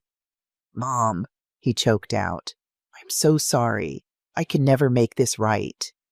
I knelt beside him, not as easily as I once could, but I managed, and took his face in my hands. "Raphael, listen to me. What Gabriella did was wrong, but you're my son. You're James's son, and I love you. How can you, after what I let happen to you?" "Because that's what mothers do. We love our children through their mistakes, even the big ones." He broke down then, sobbing in my arms like he hadn't since he was a little boy, and I held him, because despite everything, he was still my baby. Eleanor approached, laying a gentle hand on my shoulder. "Laura, do you want to file a police report? We have enough evidence for criminal charges." I looked down at Raphael, then up at my other children, their faces tense with concern and lingering anger. "No," I decided. "Not unless she breaks the repayment agreement or tries to come back. I don't want a prolonged legal battle. I just want my life back." Matthew nodded. "Then we'll focus on recovering what was taken and making sure she stays away." He gathered his papers. "I'll start the process to recover the jewelry from the pawn shop tomorrow." As he prepared to leave, he paused by the door. "Laura, you were magnificent today. James would be proud." He smiled, a rare, warm expression on his usually stoic face. "I'll be in touch tomorrow. We're not done yet." After he left, my children gathered around me. Isabella made tea. Marcus ordered takeout from my favorite Italian restaurant. No one felt like cooking. Sophia sat next to me on the sofa, holding my hand. "Mom," she said quietly, "why didn't you tell us sooner what was happening?" I sighed, the weight of the past 2 years settling on me. "I was ashamed. I felt foolish for letting it get so far. And I was afraid you wouldn't believe me, that you'd think I was just a confused old woman, like she kept saying." "We would have believed you," Marcus said fiercely. "Always. I know that now." I squeezed Sophia's hand. "But it's over. She's gone, and we're together again." As the day wore on, the tension in the house gradually eased. By evening, we were sharing memories of James, laughing at old family stories, healing the rifts that had formed. Raphael remained quiet, still processing his role in what had happened, but he stayed with us, listening, occasionally offering a small smile. That night, as I prepared for bed, I felt a strange lightness. The house was full of my children. My finances were back under my control. The threat of being sent away to a home was gone. I looked at James's photo on my nightstand. "We did it," I whispered. "The first battle is won." But I knew this was just the beginning. Gabriella still had my jewelry. She still owed me $89,000, and the emotional scars of the past 2 years wouldn't heal overnight. Tomorrow would bring new challenges. But for tonight I could rest, knowing I had reclaimed what was most important: my dignity, my home, and my family. I slept soundly for the first time in years. The house felt strange after Gabriella left. Quiet, but not the heavy silence of the past 2 years. It was a stillness that felt clean, as if the air itself had been purified of a toxic presence. Raphael sat on the couch for hours that night after everyone else had gone to bed. He didn't speak. He didn't cry. He just stared into space, processing the enormity of what had happened. My other children stayed the night. Isabella slept in her old room. Marcus and Sophia took the guest rooms. And I, for the first time in years, slept through the night without nightmares, without fear. The next morning, Raphael came to my room. His eyes were red and puffy. He clearly hadn't slept. "Mom, can we talk?" I patted the edge of the bed, inviting him to sit. He did, but kept a distance between us, as if he didn't feel worthy of being close. "I don't have the words to ask for your forgiveness," he began, his voice hoarse. "What I did, what I allowed to happen, it's unforgivable." "Raphael—" "No, Mom. Let me say this." He took a deep breath. "Dad loved you with his whole soul. He respected you. He admired you. He always said you were the strongest person he'd ever known." Tears welled in his eyes. "And when he died, I should have been the man who took care of you, who protected you." The tears spilled over, running down his cheeks. "Instead, I let that woman come into your life and destroy you. I heard her humiliate you, and I said nothing. I saw her steal from you, and I looked the other way." His voice cracked. I even nodded along when she planned to put you in a home." He covered his face with his hands. "How can you even look at me? Mom, I don't deserve your forgiveness." I put my hand on his shoulder. "Raphael, listen to me." He looked up, his face a mask of shame and self-loathing. "Gabriella was clever. She knew exactly how to manipulate you, how to make you feel guilty, how to isolate you from me." "But I'm a grown man," he protested. "I should have seen it. I should have stopped it. And you did see it in the end. When it mattered, you chose to do the right thing. You threw Gabriella out. You defended me. After 2 years of letting her abuse you, after almost letting her put you in a home and steal your house." "Raphael," I took his hands, forcing him to look at me. "I forgive you. How can you? Because you're my son, because I love you, and because I know the good man you really are, the man your father raised you to be." "I failed him. I failed you." "Then make it right. Not through guilt or shame, but through action. Be the son I know you can be." He nodded, wiping his eyes. "I will, Mom. I promise. Whatever it takes, however long it takes, I will make this right." I hugged him, and he clung to me like he used to when he was a child waking from a bad dream. The smell of his hair reminded me of when he was little and would fall asleep in my arms. Despite everything, despite the hurt and betrayal, he was still my son, and I still loved him. That afternoon, Matthew called with news. "Laura, we need to get your jewelry back. The pawn ticket is in Gabriella's name, so technically she's the one who has to retrieve them." "But she won't do it." "Exactly. So we need to apply pressure. Do you have a way to contact her?" "Raphael has her number." "Good. Have him call her and say that if the jewelry isn't returned in 3 days, we're filing criminal charges." Raphael made the call that evening, with all of us gathered around the kitchen table. He put the phone on speaker. Gabriella answered on the 3rd ring. "What do you want?" Her voice was bitter, hostile. "The jewelry," Raphael said, his voice steady. "You have 3 days to get it out of pawn and return it to my mother, or she presses charges." "I don't have the money to get it out of the pawn shop."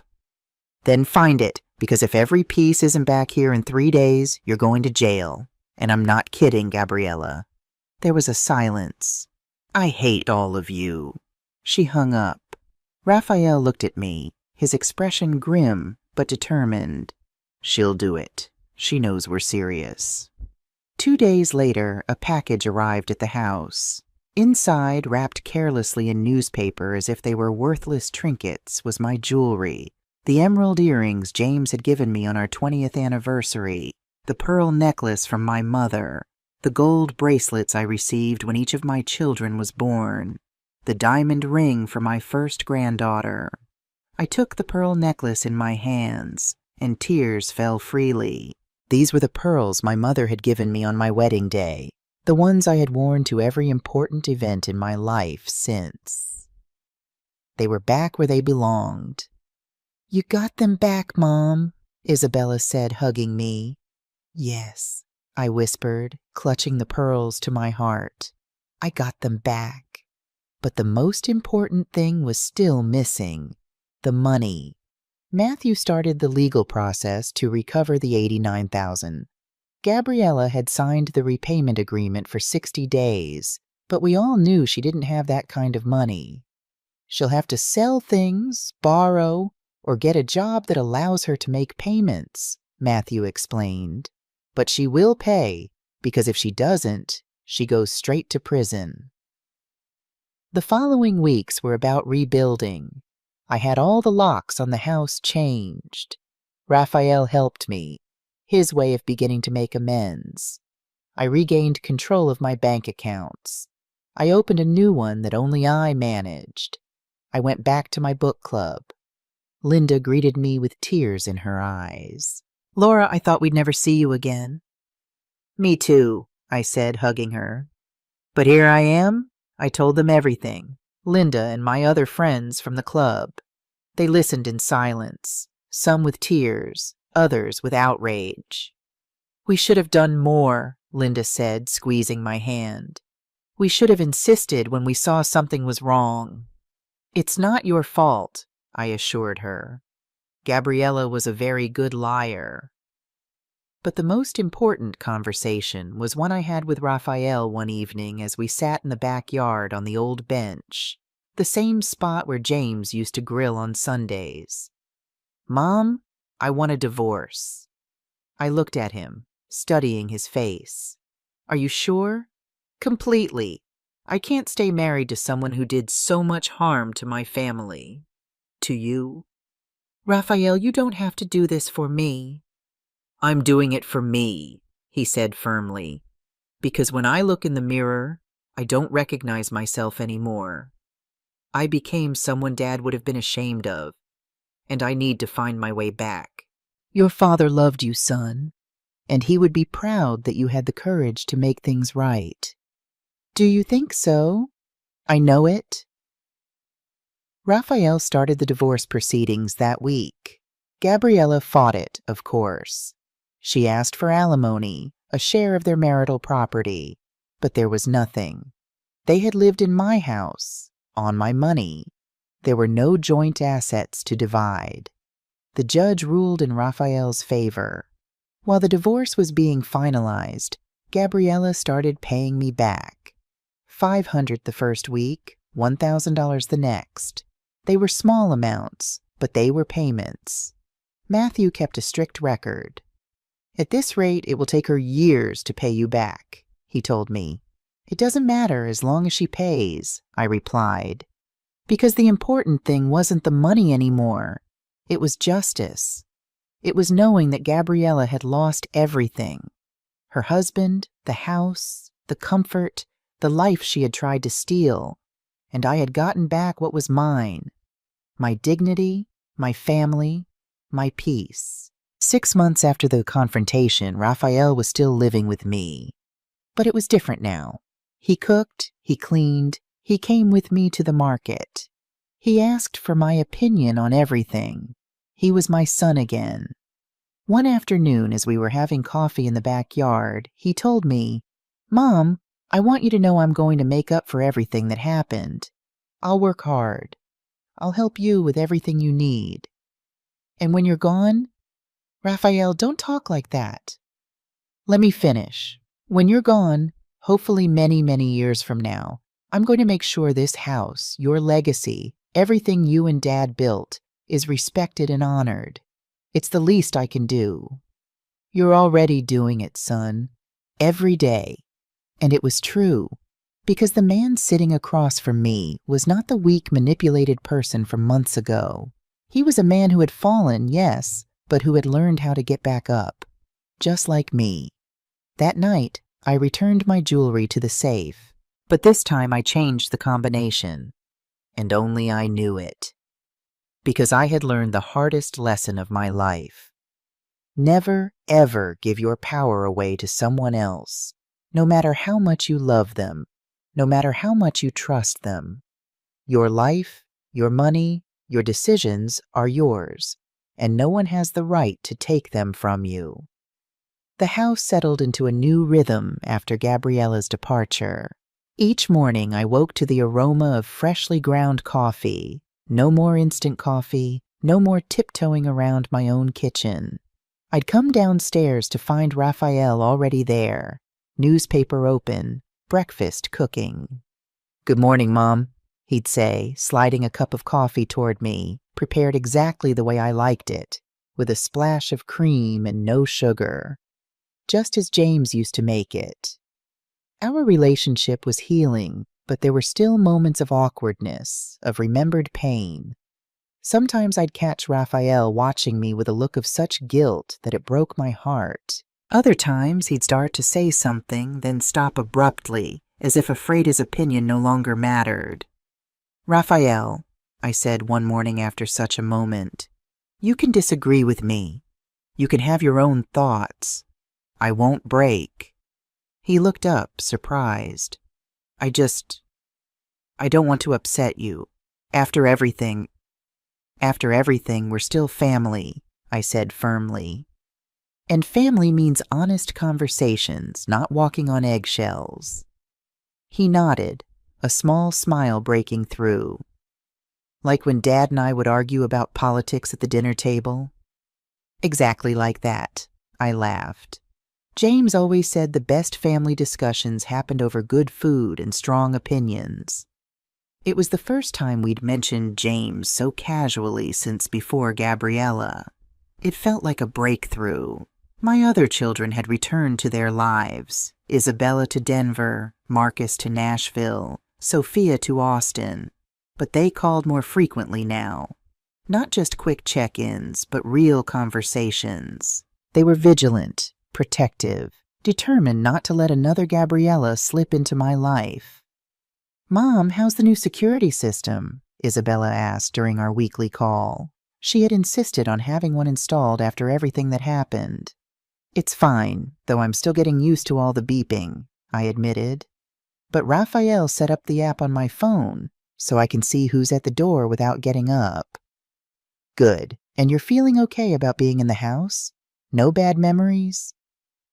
I looked around the kitchen as I spoke, at the white cabinets and granite countertops Gabriella had insisted on. "I'm thinking of renovating again, actually, bringing back some warmth to the place." "I think that's a wonderful idea," Isabella said. "Make it yours again." And that's exactly what I was doing piece by piece. I rehung James's photographs in the hallway. I retrieved his books from the basement and returned them to the shelves. I brought his favorite armchair back to its spot by the window, where the afternoon sun would warm it just the way he liked. The legal proceedings continued steadily. The divorce between Raphael and Gabriella was finalized 4 months after she left. She didn't contest it in the end, perhaps realizing she had lost this battle. The repayment plan was another matter. Matthew kept meticulous records of each payment she made, usually small amounts, sometimes skipping weeks entirely. "She's testing us," Matthew said during one of our regular meetings, "seeing if we'll follow through on our threat of criminal charges." "What should we do?" I asked. "Let's give her a reminder. I'll have my assistant call and reinforce that the agreement is legally binding and that we're keeping detailed records of every payment and missed payment." The call seemed to work. The payments became more regular, though still small. 500 here, 700 is there. At that rate, it would take years to recover the full 89,000. But as Matthew reminded me, it's not just about the money, it's about accountability. Raphael was rebuilding his life, too. He'd taken a leave of absence from the investment firm where he and Gabriella had worked. unable to face the gossip and questions. Instead, he'd started consulting independently, working from home. I often found him at James's old desk in the study, surrounded by papers and spreadsheets, focused in a way I hadn't seen since before Gabriella. "It's going well," he told me one evening as we prepared dinner together. "I signed 2 new clients this week. Small businesses, but it's a start." "Your father would be proud," I said, passing him the salad bowl. "He always said you had a head for business." "I'm thinking of specializing in retirement planning," Raphael continued, "helping seniors protect their assets, plan for long-term care, that sort of thing." I looked at him, understanding dawning, because of what happened to me. He nodded, not meeting my eyes. "If someone had helped you set things up properly after Dad died, if there had been more safeguards in place." "Raphael, what happened wasn't because of poor planning. It was because of Gabriella's deliberate deception." "I know, but still there are so many vulnerable seniors out there. People like you who might not have family nearby, who might trust the wrong person."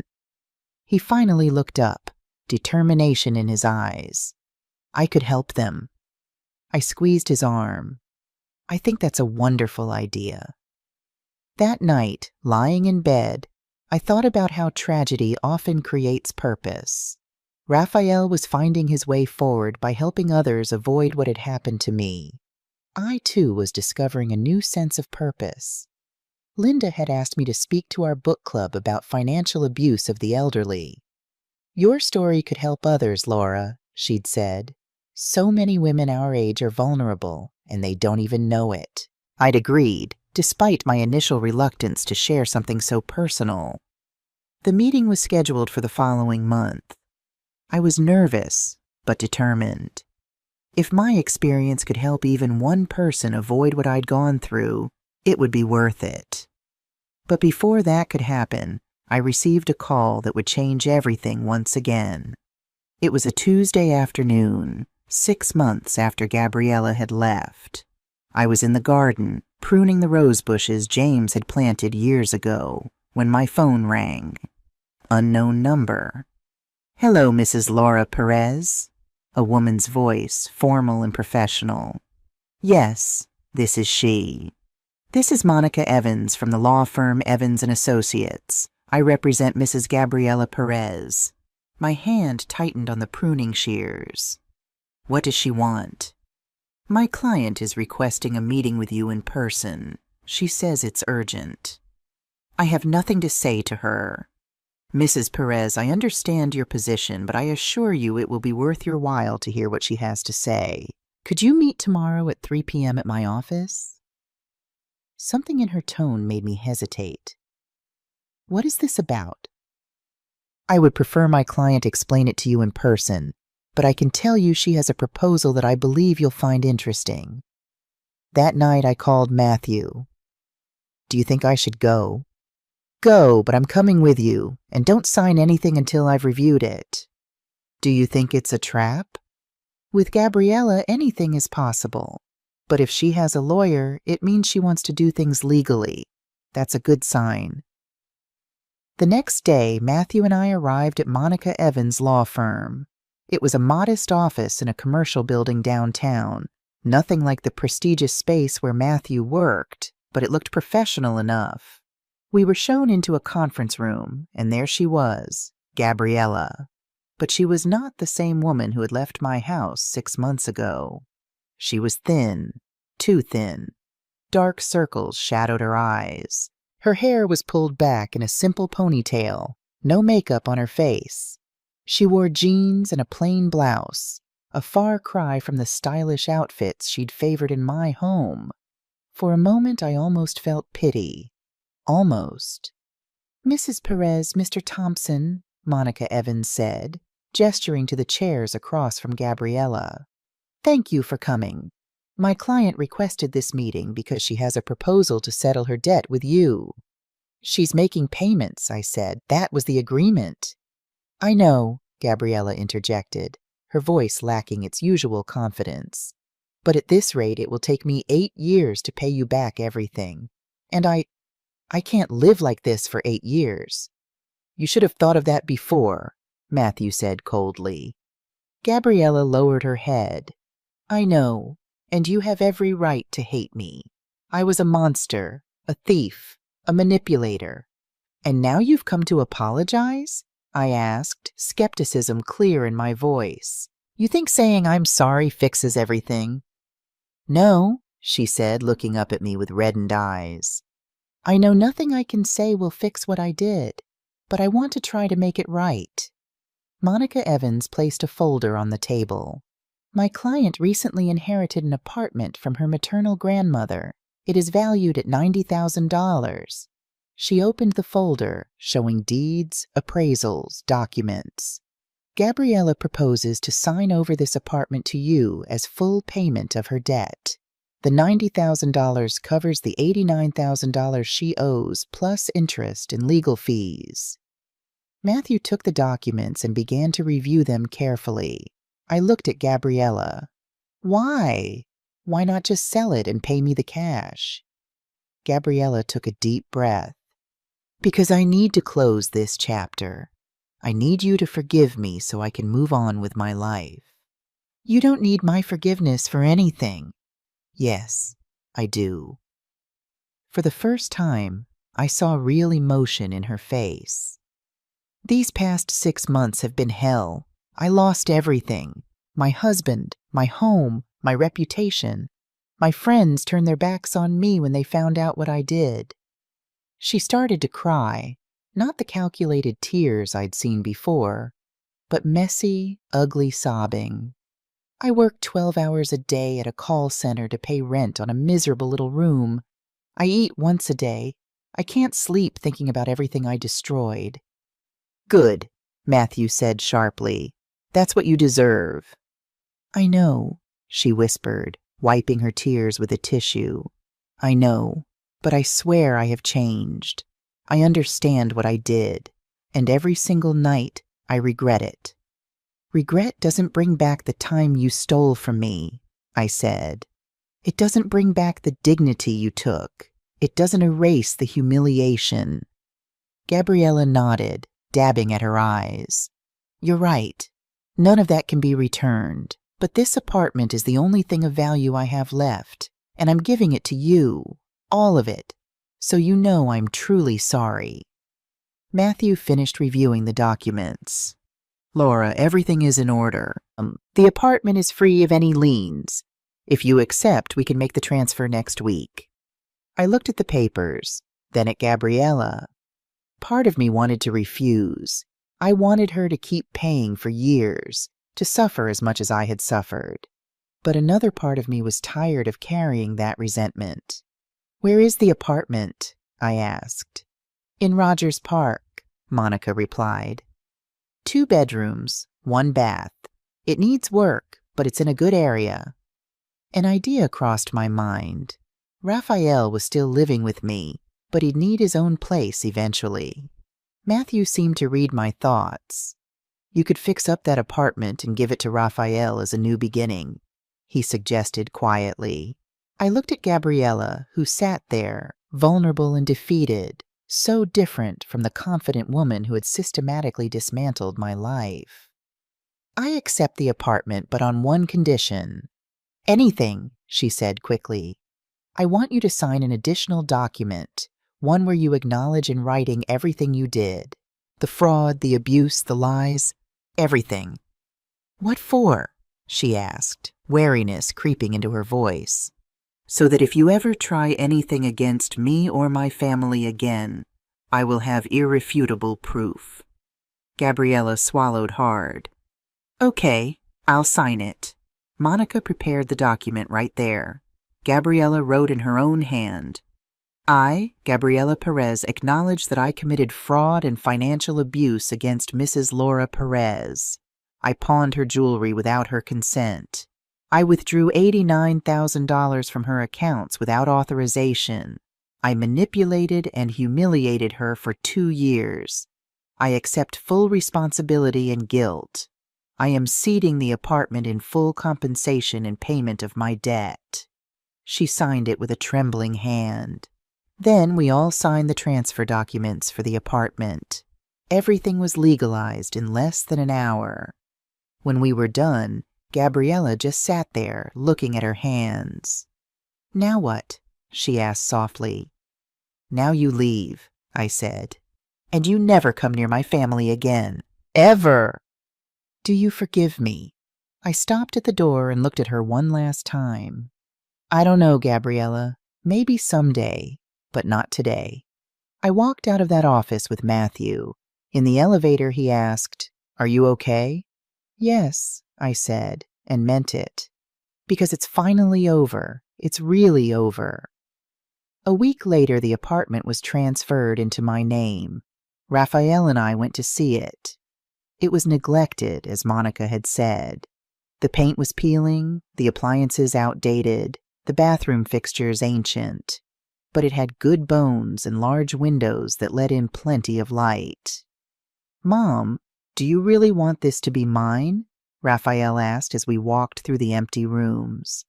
"Yes, but on one condition." "What's that?" "You fix it up with your own 2 hands.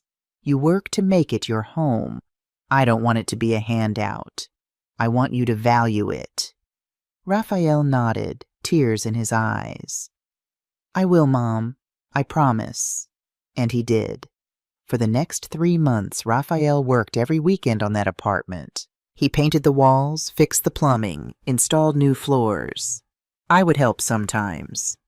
Isabella came for a weekend to assist with the kitchen renovation. Marcus sent money for new appliances.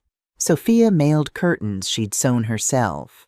It became a family project, a healing process, a way to reclaim not just a physical space, but our relationships with each other. When it was finished, the apartment was beautiful, modest but cozy, clean and full of light. "It's perfect," Raphael said the day we put the last touches on it. A framed family photo on the wall, one that included James. "Are you going to move in now?" I asked, trying to keep my voice neutral. I would miss having him at home, but I knew he needed his independence. "Not yet," he said, surprising me. "If you don't mind, I'd like to stay with you a little longer. This place will be here when I'm ready, but right now, home is still with you." I hugged him, unable to speak for a moment. "I'd like that very much, son." One afternoon, a few weeks after the apartment was finished, Raphael came into the kitchen where I was preparing dinner. "Mom, something came for you." He handed me an envelope. The return address made my heart skip. Santa Fe, New Mexico. I didn't know anyone in Santa Fe. I opened it with curiosity. Inside was a handwritten letter. "Mrs. Perez, I don't expect you to read this letter. You'll probably tear it up as soon as you see my name, but I needed to write it. I've spent these past months in therapy, trying to understand why I did what I did, why I was so cruel to someone who only showed me kindness. My therapist says I was carrying a lot of resentment from my own childhood.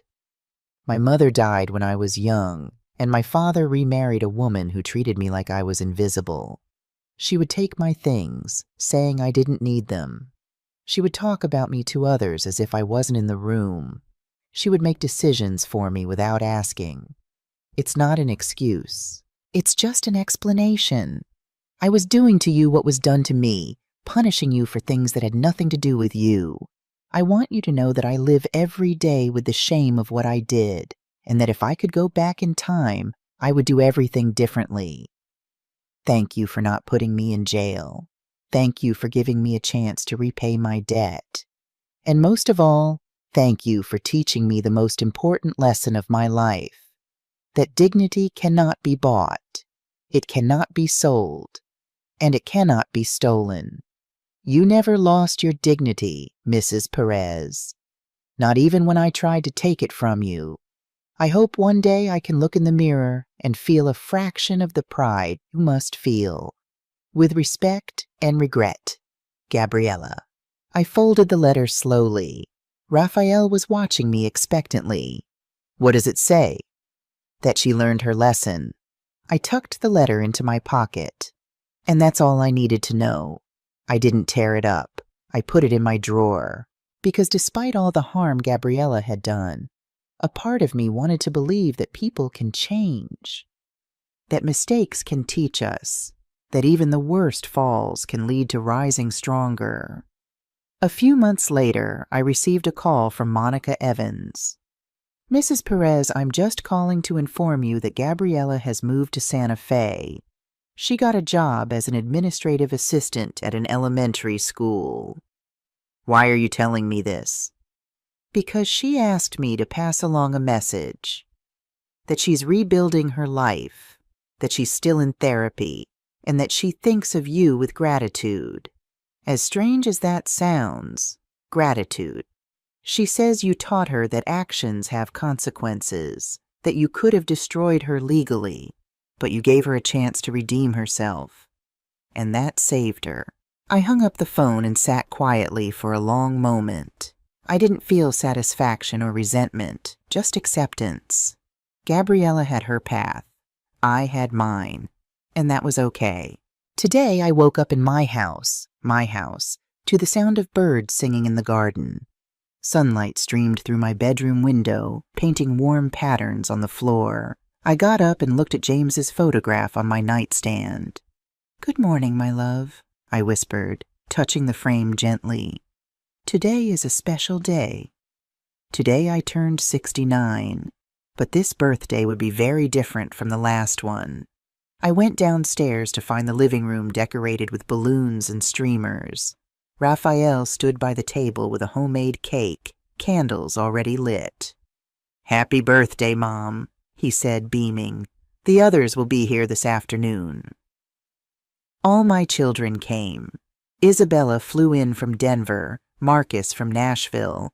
Sophia drove up from Austin. They brought their families, my grandchildren swarming around me with handmade cards and sticky hugs. "We weren't going to miss your birthday, Mom," Isabella said, helping me arrange flowers in vases. "Never again." We spent the day like a real family. We cooked together, sharing recipes and stories. We looked through old photo albums, laughing at fashion choices from decades past. There was no tension, no secrets, no manipulation, just love. In the afternoon, Linda arrived with the other women from the book club. They brought gifts wrapped in colorful paper, flowers, and warm embraces. "Beatrice, you look radiant," Linda said, taking my hands in hers. "It's because I'm free," I replied. Finally free. That night, after everyone had gone home, Raphael and I sat in the backyard. The same chairs where James and I used to have coffee every Sunday morning now held his son and me, watching the stars emerge in the darkening sky. "Mom, there's something I want to tell you," Raphael said, a nervous edge to his voice. "Tell me, son." "I met someone." My heart gave a little leap. "A woman. Her name is Andrea. She's a teacher. I met her at the gym 3 months ago." "Tell me about her," I encouraged. "She's different." He searched for words. "Honest, simple. She works hard for her students. She doesn't care about money or appearances. She's just a good person." I smiled, genuine happiness warming me. "I would love to meet her." "Really?" He looked surprised. "I thought after Gabriella you wouldn't want me to bring anyone else home." "Raphael, not everyone is like Gabriella," I said gently. "And you deserve to be happy. You deserve real love." "I'm taking it slow," he assured me. "I'm not rushing this time. I'm getting to know her well, and if it ever gets serious, you'll be the first to meet her, and your opinion will matter." "That's my boy." We sat in comfortable silence for a while, watching the stars. "Mom," Raphael said finally, "did you ever really forgive Gabriella?" I thought about the question carefully. Forgiving doesn't mean forgetting, Raphael, and it doesn't mean what she did was okay. It means letting go of the weight of resentment so that I can live in peace. "And have you let it go?"